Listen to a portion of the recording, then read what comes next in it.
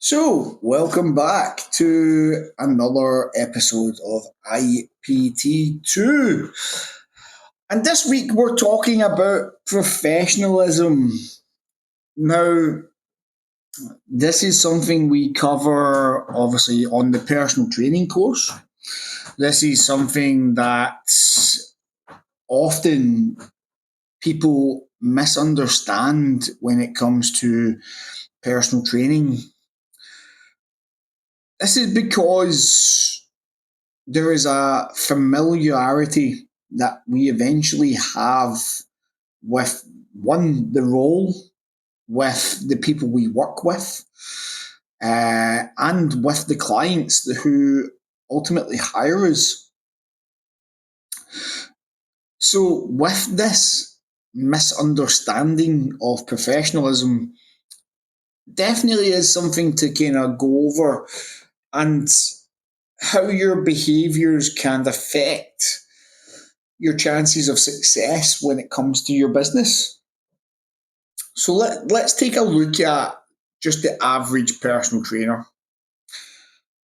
Now, often we have that sneaky feeling that people are watching us in the gym. And if you're a personal trainer and you're wearing a personal training top and you are training somebody or taking a class or interacting with a member, then guess what? You are probably being looked at, if not by somebody who's in charge, like a manager or someone above them. You may also be looking at people around you who may hear exactly what's going on. And you may also have potential clients who are looking at you potentially as a new personal trainer or as their personal trainer, and how you interact, how you do things are going to be precedent into how you actually get business, how you are seen by the public in the gym, how you are seen by people in the gym. Now, let's think about this realistically. If you are having an air of professionalism, that might mean that you are looking well. I don't mean just physically, but that your uniform is looking good. You look like you've ironed your uniform, like you have taken care of it. Like, for instance, if you've tucked your shirt in or not, depending on what the uniform is supposed to look like. You may be wearing your own stuff that is allowed in some gyms. Does that look professional? Have a think. Does it look professional what you're wearing? Or have you just elected for a training top because, my arms look good?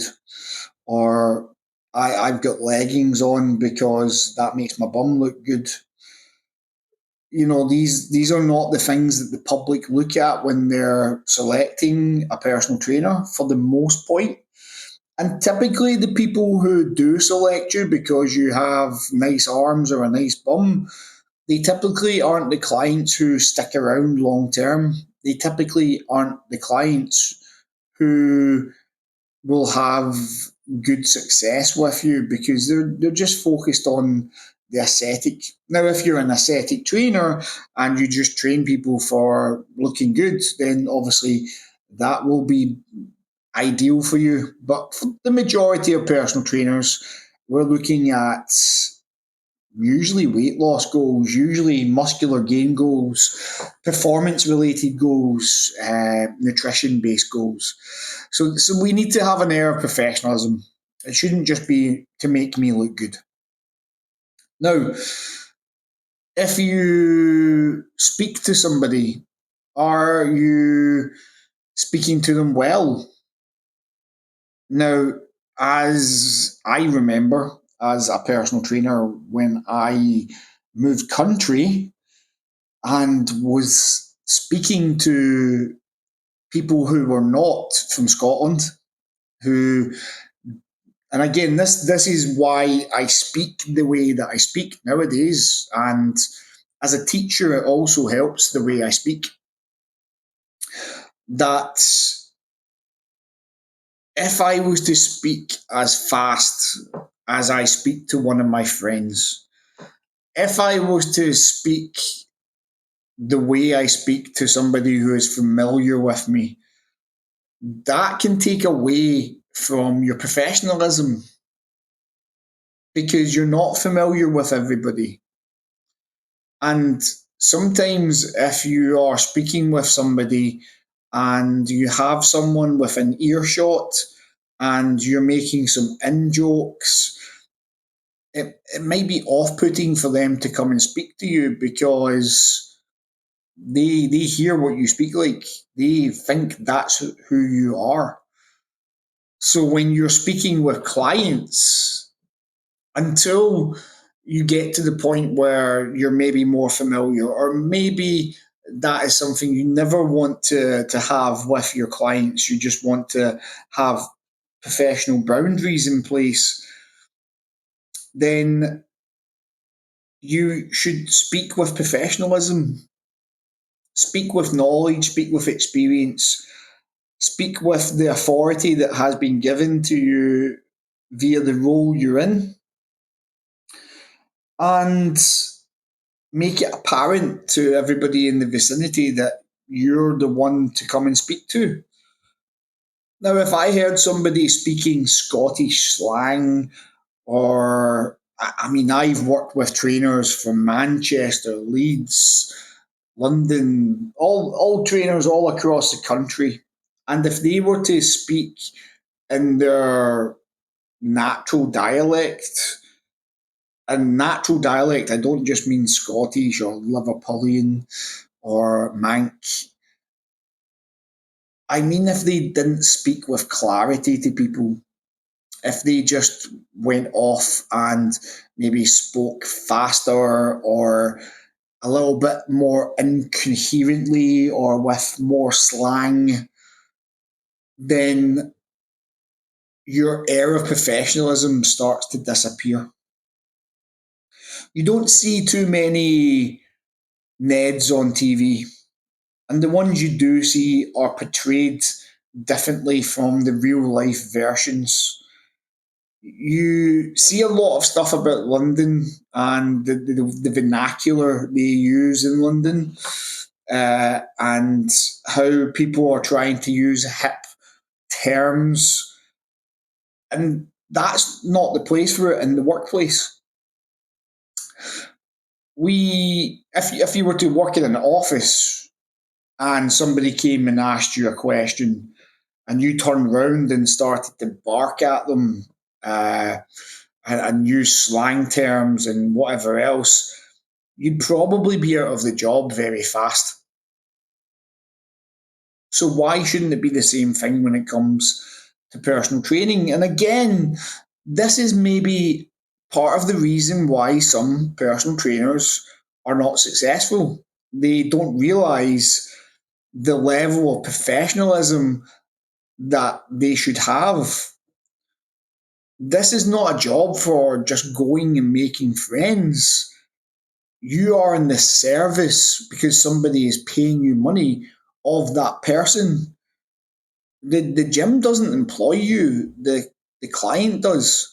The gym might have a contract with you that you are a subcontractor, or you might be employed, if you're lucky, by some gyms and paid a wage. So therefore, you tend to see places like David Lloyd's, Nuffield, tend to employ people with better professionalism and tend to employ people with maybe a degree in, say, sports sciences or something where they've had to go and work harder to get their qualifications. The personal training course sometimes fails to address the point that professionalism can be key to being successful. So, first of all, looking at that professionalism via the image you portray on the gym floor, uh, then looking at the way you speak to people. And again, we don't want to be condescending, we don't want to be bad people. We are trying to do a job a lot of the time. So if there is some maybe bad news you have to give a person in the gym, maybe seek a manager so that you're not the one that ends up with a bad reputation. Again, if you do need to deal with it, sometimes it gives you the right reputation as well. So don't shy away from some situations because then people might try to walk over you. So there's a lot of different things to do with professionalism as well when it comes to your business. And we obviously had the podcast on the business head and looking after the business metrics. But if you're not treating your business as a professional business, then why would somebody see it that way? Now, that doesn't mean you need a fancy logo. It doesn't mean that you need a fancy name. It doesn't mean that you need fancy gear to wear about the gym. And it doesn't mean that you need fancy documents to give everybody, but they should look professional. You might look at digital documents to give people instead of physical documents because that's easier to do and make more professional. You'll see when it comes to IPT's documents, we try to keep the documents very simple and the logo very simple so that it can be removed and changed so that you as a student can use our documents. You can go away and curate different versions of our documents. And by all means, we want that for you because it helps with your professionalism. If you give a person a food diary that comes from Precision Nutrition and not a food diary that comes from you as a business, does that look professional? I would say probably not. That person might not see you as the professional you think you are. What about contracts? Do you do contracts with your clients? And if so, how professional does it look? Now, if you do not use contracts with clients, you are setting yourself up for a little bit of professional failure. Because when that client drops away and doesn't pay you what they're due,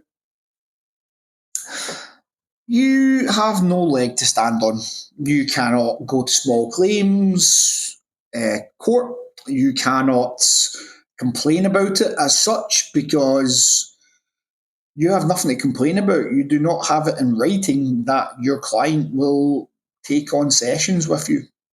Whereas if you did have a contract and you were professional in the way you started business with the client, then you would have legs to stand on. You would be able to take them to small claims court. And also, if they tried to sue you, for instance, they got an injury and you have the informed consent signed off, then again, will they be able to sue you? No, because you informed them that injuries can occur if you do not train properly using the advice of the trainer. And even then, you have insurance to back you up. Your professional upskilling as well. Now, most personal trainers think about CPD courses as like I'll do it whenever I want to, or they use it when they are interested in something. But really, you should be scheduling in some kind of additional training at least twice a year. You've got 2 6 month periods of the year to maybe get yourself on courses. And it doesn't have to always be paid courses, and it doesn't always have to be something that gives you a certification, but it should be something that educates you. Now, we are all for that little bit of extra education at IPT, so we do some extra curricular activities, we do things for free so that you, as a student, can continue to study and you don't need to always pay for everything because it can be frustrating, but that's why we have this podcast as well. This is a form of education. This might be the form of education that suits you best. The vehicle we use here is obviously the verbal, the spoken.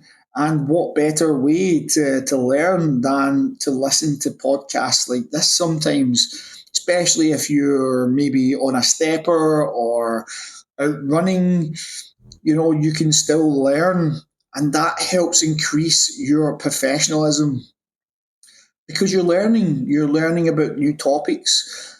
Sometimes you might get conversations that you don't know much about. Say it's pre and postnatal training, for instance, and your client has asked you about how to go about getting a trainer with that qualification. Do you understand what you can and cannot do with that client? Do you understand that that client might still be able to train with you as long as you have somebody else building the program? And having that professional chat because you've had that education might put that person's mind at ease and they might train with you if they've been with you before. If they're just starting out their journey, again, you might want to refer them on to the person who has the qualification. So, again, being professional can actually lead to a lot more things. For instance, like there, if we refer a client to another personal trainer and keep it professional, that person, because you've been professional with them, might refer somebody to you just because you've been professional. And as a final point on professionalism, I really want to bring up something that I learned from another colleague of mine's, and that is the plus two system. When you are trying to be professional, don't just give a zero answer. So if somebody comes up to you and says, "Where's the changing rooms?" don't just say over there. Because it might be their first time in the gym. It might be that they have an issue and they're not quite ready to tell you about it. It could be many different things. But, and this is the crux of it all, if you just tell them it's over there, they go away and you probably never speak to that person again. You've not given them good service. You've not been professional. If the person says, "Where's the changing room?" and you were to say, "It's over there, let me take you over and show you," that's a plus one mark. You take them over, you show them where it is. It's all good. They can go to the change room. Now, say that is the person's first time in the gym. They don't know where they're going. They don't know anything about the gym, and you've gave those answers. Again, the plus one, that person might come and ask you other questions. That's great. You've shown some professionalism. But for that plus two, that extra mile that you're going professionalism wise, you might say, "The change room's over there. Let me take you over. Is it your first time in the gym? What kind of training would you like to do today? Or have you got something in mind? What you training today? Is there anything else I can help you with? And if not, if you need any support or help when you're in the gym, just come and say hi. My name is such and such." There's your plus two. There's going above and beyond. There is being professional properly. And the difference between saying the changing rooms are over there and actually walking over, having a conversation, getting that +2 in there is significant, because now that person is going to feel a lot better about being in the gym that day. And typically, what we see is that that person, because you've been professional to them, will now become what you would call an advocate. They would advocate you as a personal trainer to other people because you gave them good service.